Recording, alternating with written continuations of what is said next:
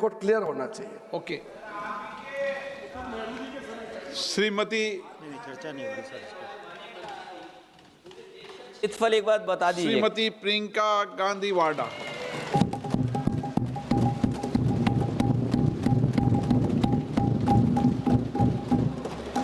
आदरणीय अध्यक्ष महोदय, मैं आपको धन्यवाद देना चाहती हूं कि इस महत्वपूर्ण मुद्दे पर आपने मुझे बोलने का मौका दिया। ये अलग बात है कि सत्ता पक्ष के लोग सब मेरे बोलने से पहले ही भाग गए। आइए आइए, आपको देख के मैं खुश थी कि आप वापस आ गए। सबसे पहले मैं उन सैनिकों, उन जवानों, उन अफसरों को नमन करना चाहती हूँ जो हमारे देश के रेगिस्तानों में, हमारे देश के घने जंगलों में, बर्फीले पहाड़ियों पे हमारी देश की रक्षा करते हैं, जो हर पल देश के लिए अपनी जान देने के लिए तैयार रहते हैं।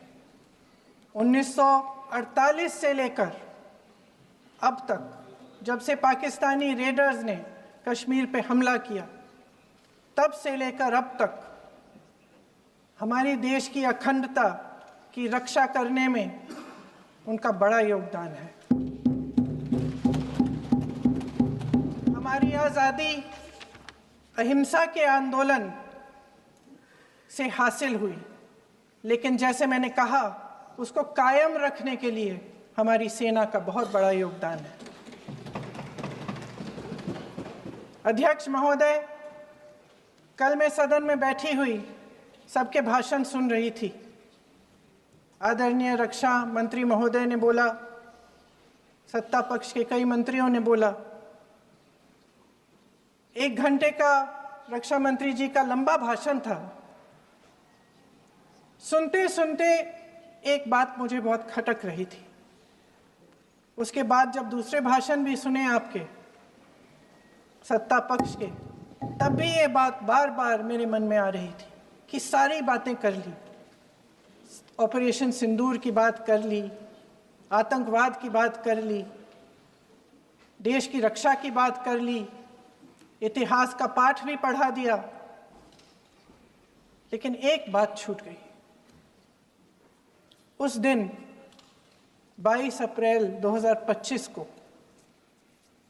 जब 26 देशवासियों को अपने परिवार के सदस्यों के सामने खुलेआम मारा गया, तो ये हमला कैसे हुआ, क्यों हुआ?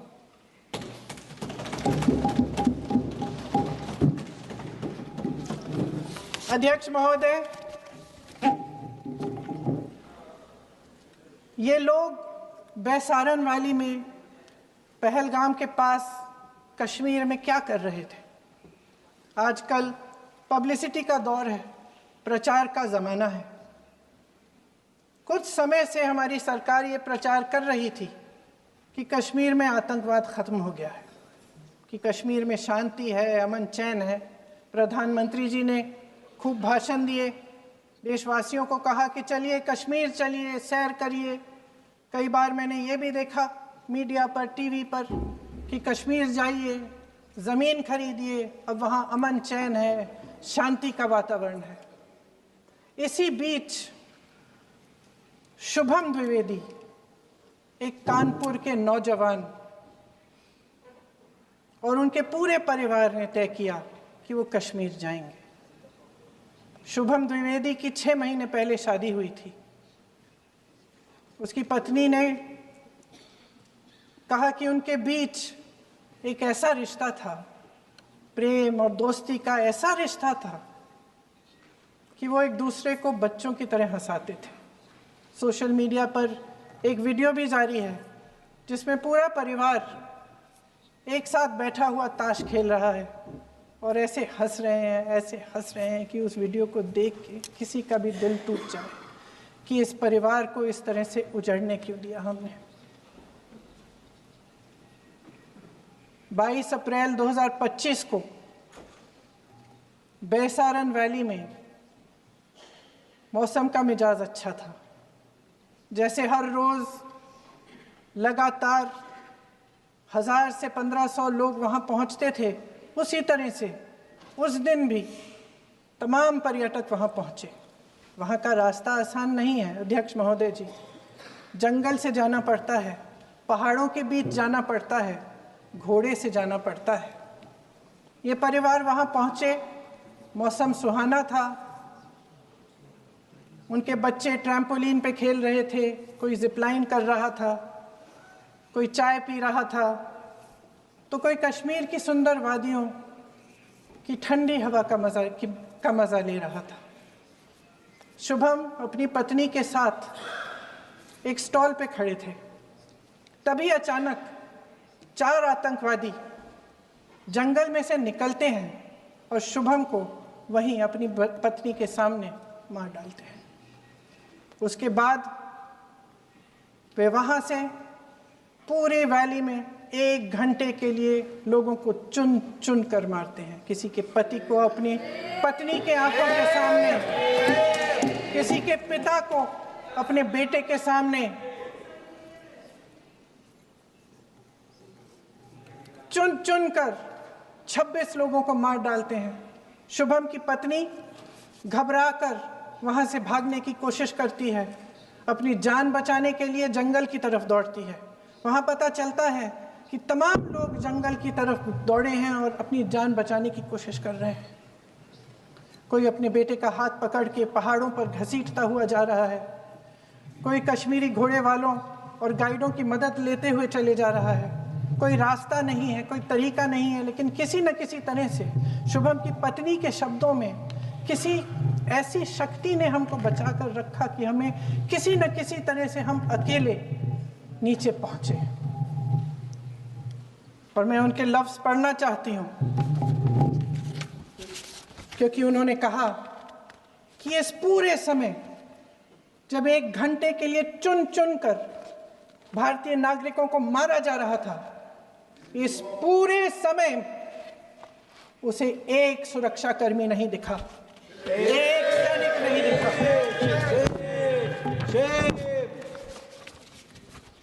शुभम की पत्नी ने कहा, कोट, मैंने अपनी दुनिया को खत्म होते हुए देखा।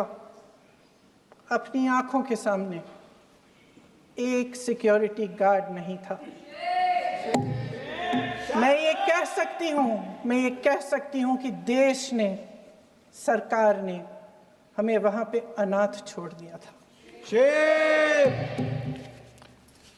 सिक्योरिटी क्यों नहीं थी वहां पे एक सैनिक क्यों नहीं दिखा? क्या सरकार को मालूम नहीं था कि यहां रोज 1000 से 1500 पर्यटक जाते हैं?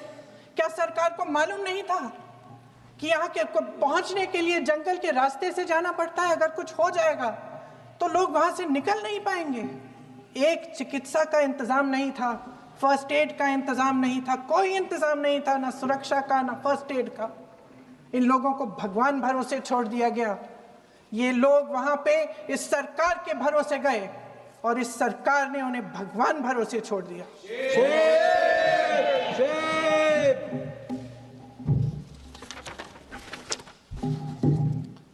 मैं पूछना चाहती हूं, ये किसकी जिम्मेदारी थी? इस देश के नागरिकों की सुरक्षा की जिम्मेदारी किसकी है?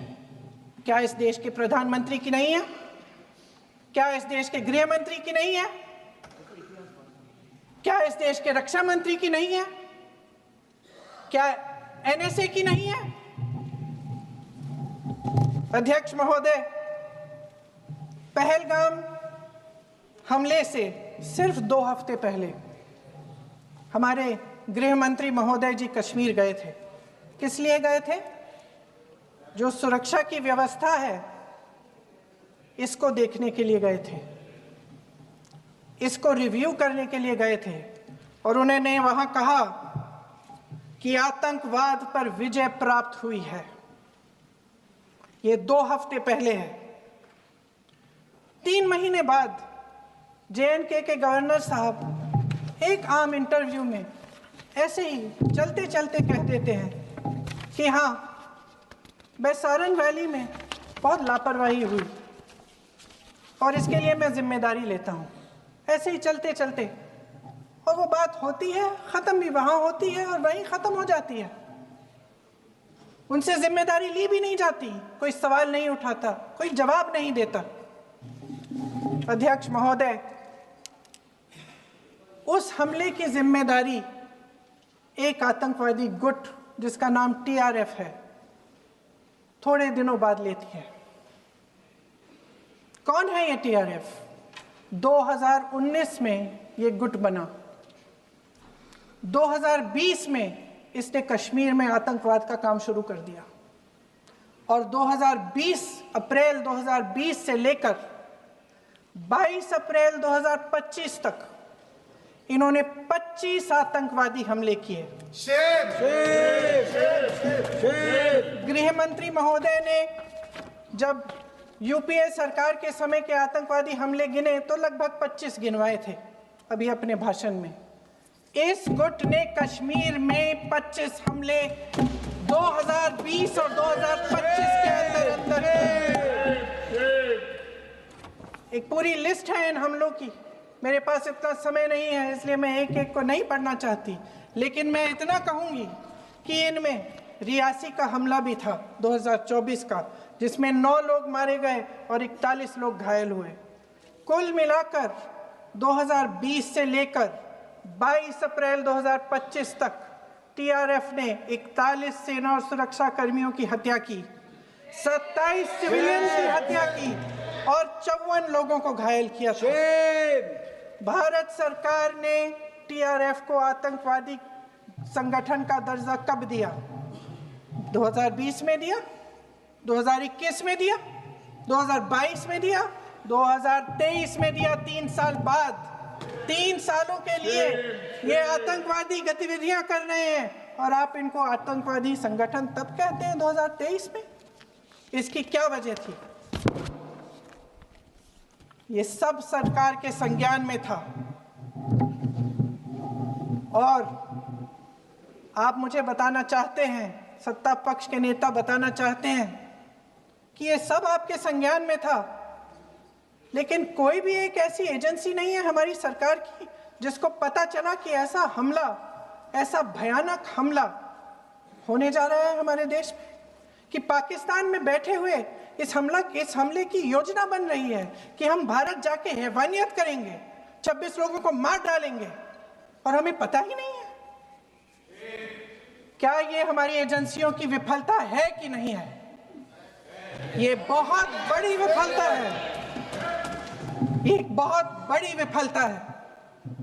जानते थे कि ये गुट है, जानते थे कि 5 सालों से ये आतंकवादी हमले कर रहा है, अध्यापकों को मारा, आर्मी के बड़े बड़े अफसरों को मारा, आम जनता को मार डाला, पुलिस वालों को मार डाला, और आप इन पे निगरानी नहीं रख रहे थे।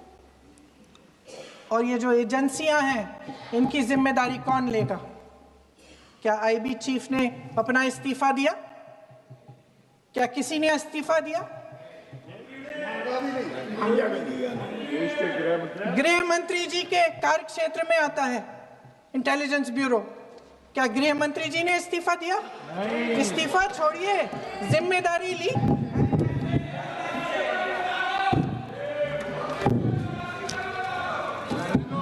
साहब देखिए, इतिहास की बात आप करिए, मैं वर्तमान की बात करना चाहती हूँ। आपको तो एक बहाना चाहिए, आपको तो एक बहाना चाहिए। पूरे परिवार का नाम गिनवा देते हैं। अरे अपनी जिम्मेदारी खुद लीजिए। 11 सालों के लिए तो सत्ता में आप हैं। अभी नेहरू को छोड़ नहीं रहा। कल माननीय गौरव गोगोई जी ने अपने भाषण में पूछा गृह मंत्री जी से, क्या आपकी कल माननीय गौरव गोगोई जी ने अपने भाषण में पूछा गृह मंत्री जी से, क्या आपकी जिम्मेदारी नहीं थी? मैं देख रही थी। राजनाथ जी, रक्षा मंत्री जी यूं अपना सर हिला रहे थे, कुछ बोले नहीं। अंदर से ये महसूस हुआ होगा कि यहाँ कुछ जिम्मेदारी थी, लेकिन माननीय गृह मंत्री महोदय जी हंस रहे थे। वे हंस रहे थे।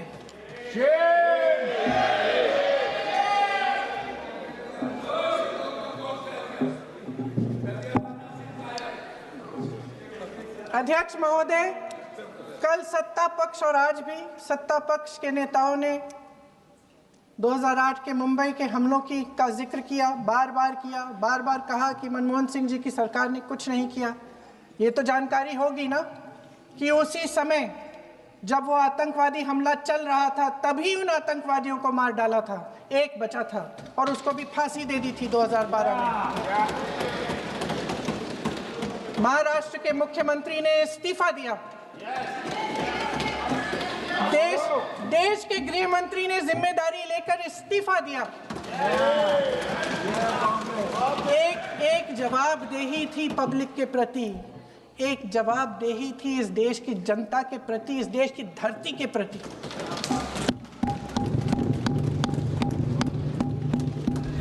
राजनाथ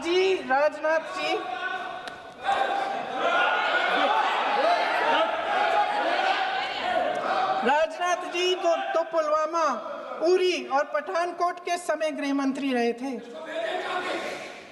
आज वे रक्षा मंत्री हैं और हमारे गृह मंत्री महोदय श्री अमित शाह जी के नाक के नीचे पूरा मणिपुर जल गया, दिल्ली में दंगे हुए, पहलगाम में हमला हुआ और आज भी वे उसी पद पर बैठे हैं। क्यों? अध्यक्ष महोदय, बमबारी से अखबारों के हेडलाइन बनते हैं, मगर कहानी सुरक्षा में की चूक में भी है। आज देश खोखले भाषण नहीं सुनना चाहता, देश जवाब चाहता है, तसल्ली चाहता है कि सच उससे छिपाया नहीं जाएगा। देश जानना चाहता है कि उस दिन अप्रैल 22, 2025 को क्या हुआ और क्यों हुआ। आप तो खुद अपनी पीठ थपथपाने में लगे रहते हैं। सेना, देश, संसद से सच छुपाते हैं। ऑपरेशन सिंदूर जब शुरू हुआ, हम सब ने समर्थन किया, सब एकजुट होकर खड़े हो गए इस देश के लिए। दोबारा होगा, दोबारा खड़े हो जाएंगे। अगर हमारे देश पे हमला होता है तो यहाँ इस सदन में किसी भी पार्टी का हो, कोई भी हो, सब आपका समर्थन करेंगे।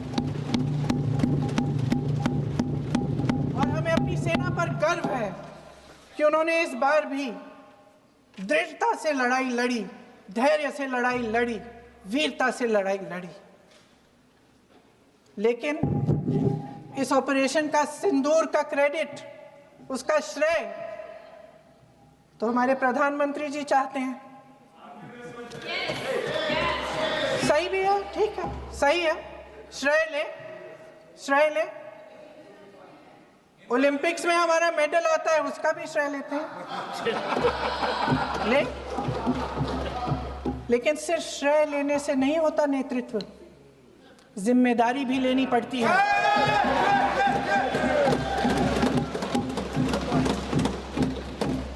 देश के इतिहास में ये पहली बार हुआ,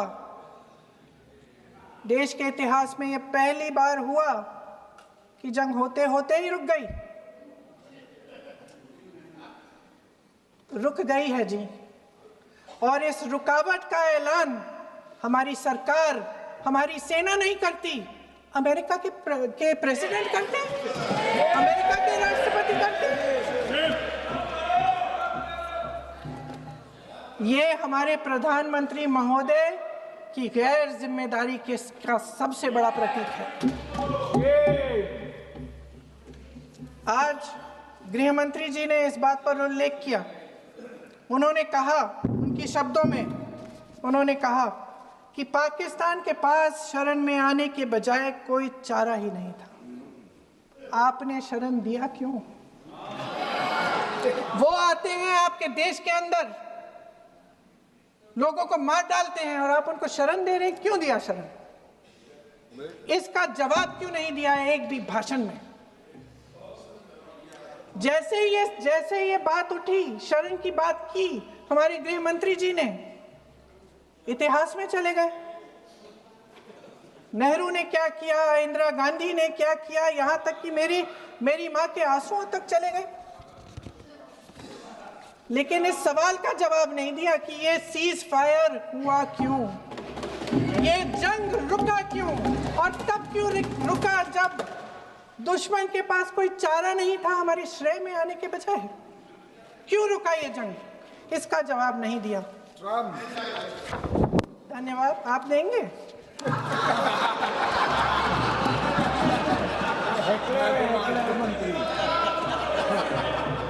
देना भाई देना, आपको टाइम मिलेगा तो। टाइम नहीं मिलेगा आपको शायद। वैसे महोदय, मेरी माँ की आंसू की बात किए, मैं इसका जवाब देना चाहती हूँ। मेरी माँ के आंसू तब गिरे जब उनके पति को आतंकवादियों ने शहीद किया, जब वे मात्र 44 साल की थी। और आज अगर मैं इस सदन में खड़ी हूं और उन 26 लोगों की बात कर रही हूं, मैं इसलिए कर रही हूं क्योंकि मैं उनका दर्द जानती हूं, महसूस करती हूं।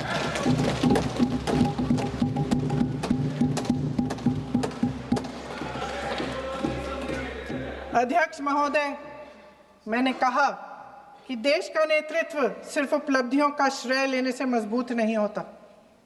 सफलता और विफलता दोनों की जिम्मेदारी लेने से बुलंद होता है। ये सोने का ताज नहीं है, कांटों का ताज है।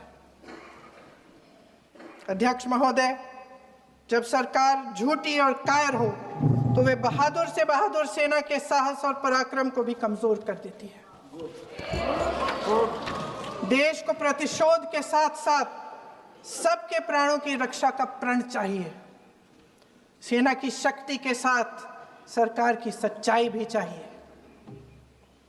महान देशभक्त शहीद इंदिरा गांधी जी, जिन्होंने सफल कूटनीति के बल पर अमेरिका के राष्ट्रपति निक्सन का मुकाबला करके पाकिस्तान का विभाजन करवाया, बांग्लादेश बनाया, 1 लाख पाकिस्तानी सैनिकों को आत्मसमर्पण करने पर मजबूर किया, उन्होंने कभी इसका श्रेय लेने की कोशिश नहीं की। ऑपरेशन सिंदूर का मकसद अगर पाकिस्तान को सबक सिखाना था तो शायद ये मकसद अभी अधूरा है, क्योंकि हमारी कूटनीति विफल रही है। इसका प्रमाण यही है कि ऑपरेशन सिंदूर के बाद एक पाकिस्तानी जनरल, जिसके हाथ खून से रंगे थे, अमेरिका के राष्ट्रपति के साथ बैठकर लंच खा रहे थे। अगर ऑपरेशन सिंदूर का मकसद आतंकवाद को खत्म करने का था तो पाकिस्तान को संयुक्त राष्ट्र के आतंकवाद विरोधी समिति का अध्यक्ष चुने जाने से इस मकसद को धक्का लगा है। इसकी जिम्मेदारी कौन लेगा? क्या हमारे प्रधानमंत्री लेंगे? क्या उनमें ये हिम्मत है? नहीं है। अगर इस ऑपरेशन के दौरान हमारे जहाजों का नुकसान नहीं हुआ तो सदन में इसे साफ साफ कहने से क्या डर है? क्यों नहीं कहा है? कल भी रक्षा मंत्री जी ने कहा कि हमारे इंफ्रास्ट्रक्चर का नुकसान नहीं हुआ, तो जहाजों के बारे में भी बता दें, साफ साफ बता दें, क्या हर्ज है? सच्चाई तो है। सवालों से बचने के लिए ये सरकार हमेशा प्रयास करती है। इसकी राजनीतिक कायरता बेमिसाल है। देशवासियों के प्रति जवाबदेही का एहसास ही नहीं है। सच्चाई ये है कि इनके दिल में जनता के लिए कोई जगह नहीं है। सब राजनीति है, सब पीआर है, सब प्रचार है, सब पब्लिसिटी है। देश की जनता के लिए आपके हृदय में कुछ नहीं रहा। बहुत समय हो गया है आप इस प्रचार में ही लिप्त हैं, जनता को देख नहीं पा रहे हैं। जी माननीय, जो पहलगाम में हुआ, खत्म करती हूँ, जो पहलगाम में हुआ उससे हर एक देशवासी के दिल पे चोट पहुंची है। हिमांशी नारवाल की गुहार ने हम सबको शर्मिंदा किया है। इसीलिए मैं आज यहाँ खड़े हुए एक आखिरी बात करना चाहती हूँ।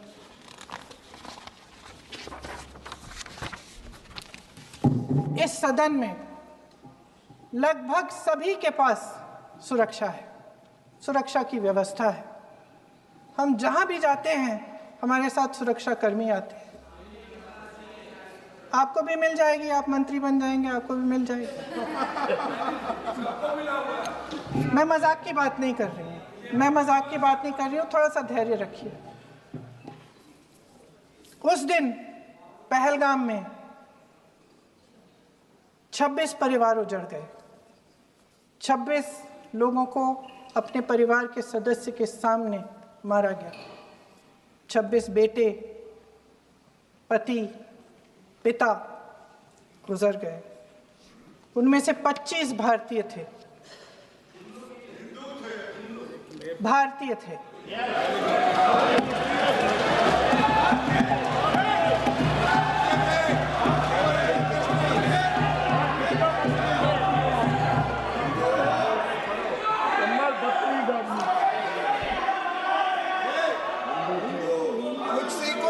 जितने भी लोग बैसारन वैली में थे और जो 25 भारतीय मारे गए, उनके लिए कोई सुरक्षा नहीं थी। आप कितने भी ऑपरेशन कर डालें, आप इस सच्चाई के पीछे छुप नहीं सकते, इसे नकार नहीं सकते। आपने उनको सुरक्षित नहीं किया। कोई शर्म नहीं है और ना कभी होगी। सुन लीजिए, सुबह भी मैं शिव मंत्र बोल के आई हूं। इनको क्या पता शिव मंत्र क्या है? शिव मंत्र खत्म कर लूं अपना भाषण। शिव मंत्र मैं एक बार उन 25 भारतीयों के चलिए चुप रही। मैं एक बार उन 25 भारतीयों के नाम इस सदन में पढ़ना चाहती हूं, ताकि यहां बैठे हर सदस्य को यह एहसास हो कि वे भी हमारी तरह इंसान थे, किसी राजनीतिक बिसात के मोहरे नहीं थे। वे भी इस देश के बेटे थे, वे भी इस देश के शहीद हैं। उनके परिजनों के प्रति हम सब की जवाबदेही बनती है। उन्हें सच्चाई जानने का हक है। समीर गुहा भारतीय, बिट्टन अधिकारी, मनीष रंजन, हेमंत सुहास जोशी, विनय नारवाल, सुशील नथनियल, अतुल श्रीकांत मोने, सैयद आदिल हुसैन शाह, नीरज वानी, एन रामचंद्रन, संजय लक्ष्मण लेले, दिनेश अग्रवाल, दिलीप दिल से, प्रशांत कुमार सतपति, JS चंद्रमौली। आप बोलिए, अब आराम से। JS चंद्रमौली, यतीश परमार, S मधुसूदन राव, सदस्य नारेबाजी का सदन नहीं है। शैलेश कलाटिया, ये तरीका ठीक नहीं है आपका। मंजुनाथ राव, कौस्तभ गणबोते, शुभम द्विवेदी। जय हिंद।